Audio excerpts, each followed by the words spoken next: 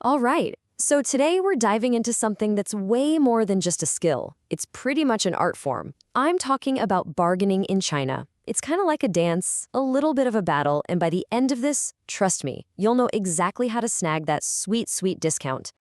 Okay, first things first. This quote right here, this is the golden rule. It's from my mom, and it's probably the most important thing you'll ever need to know about shopping in certain places. You never pay for the first price. Never. You gotta burn that into your brain. It's the foundation for literally everything we're about to talk about. I have a story for you. My very first attempt at bargaining, well, it wasn't really a bargain. I was a teenager, saw this little bracelet, and the vendor tells me it's 100 RMB. And what do? I just paid it. I walked away feeling like I just single-handedly funded his kid's entire college education. My mom, of course, confirmed my fears moments later. We've all had that moment, right? Well, today, we're making sure that never, ever happens to you again. Okay, so let's get into the mindset here. You have to understand that in a lot of places in China, especially in tourist spots or street markets, the price tag isn't really a price tag. Think of it more as a suggestion. It's just the opening line in a conversation. And here's a wild thought. If you just pay the first price, you're actually kind of ruining the fun. It's like playing ping pong, but the other person just stands there and lets the ball fly past. The vendors expect you to negotiate. It's part of the whole interaction. It's the game. That's what makes it exciting for everyone. So, how do you actually play this game? Well, it's pretty simple, actually. You just have to learn the dance. And I'm going to walk you through this super easy 5-step process that'll take you from a total beginner to a negotiation ninja. All right, here it is, our 5-step roadmap. We've got the opener, the reaction, the gentle nudge, the counterattack, and of course, the ultimate weapon. Let's break down each one. Okay, step 1, the opener. It couldn't be easier. You see something you like, you walk up, you look interested, and you ask, 多少钱? How much? The key here is your vibe. Be curious, but not, desperate. You're just checking things out. And now for my favorite part, step 2, the reaction. The vendor gives you a price, and it absolutely doesn't matter what that price is. Your response is always the same. 太贵了, too expensive. And you gotta act. This is pure theater. I mean, you really have to sell it. Stumble back a little bit, look at the thing like it just insulted your entire family. You can't just say the words, you have to perform them. Even if you think the price is a total steal, you gotta hit him with the 太贵了. It's all part of the dance.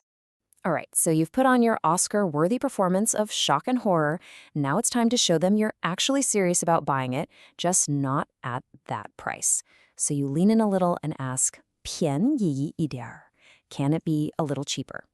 This is basically your polite way of saying, okay, fun's over, what's the real price? Step 4 is the counterattack. Now it's your turn to throw out a number. And listen, you have to be brave here. A really good rule of thumb, offer half of what they asked for. Or, even less, maybe a third. The goal is to drop the anchor of the negotiation way, way down in your favor.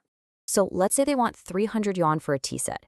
You've already done your whole dramatic act. You've asked them to go cheaper. Now you come in strong with a confident 100. Boom. That just completely reset the battlefield. And just so you know, when you make that lowball offer, get ready for another performance, this time from them. They might laugh in your face. They might act totally offended. Your job? Do not flinch. Just hold your ground. Remember, it's all part of the show.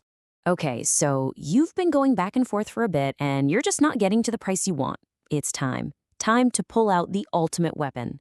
You'll let out a little sigh and say, 算了, forget it. Or, 我再看看. I'll just browse around a little more. And this is the most important part. You can't just say you're leaving. You have to actually start walking away. Turn around and start walking. Slowly, dramatically. Maybe give one last sad look back over your shoulder. I'm telling you, 9 times out of 10, if they can actually meet your price, you'll hear them shouting, okay, come back. And that, my friends, is victory.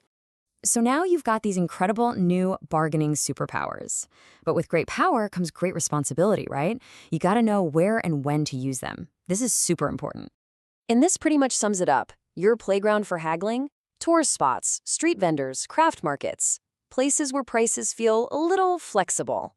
Where you should not try this, supermarkets, restaurants with menus, big brand name stores with official price tags. You'll just get some really weird looks. Seriously, don't do it. And just a few final pro tips. Remember, this isn't supposed to be a hostile takeover. It's a game. So smile, be friendly, have some fun with it. At the end of the day, if you get a good deal and the vendor makes a sale, everybody wins. And there you have it. You've got the steps, you've got the key phrases, you've got the right mindset.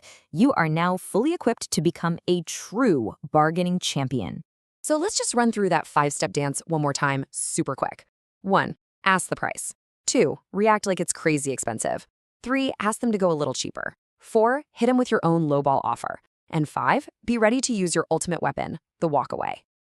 You've done it. You've officially learned how to bargain. You are now a champion. You can walk into those markets with total confidence, ready to have some fun and walk out with not just a great deal, but an awesome story too. So, I guess there's really only one question left to ask. Are you ready to go get that sweet, sweet discount?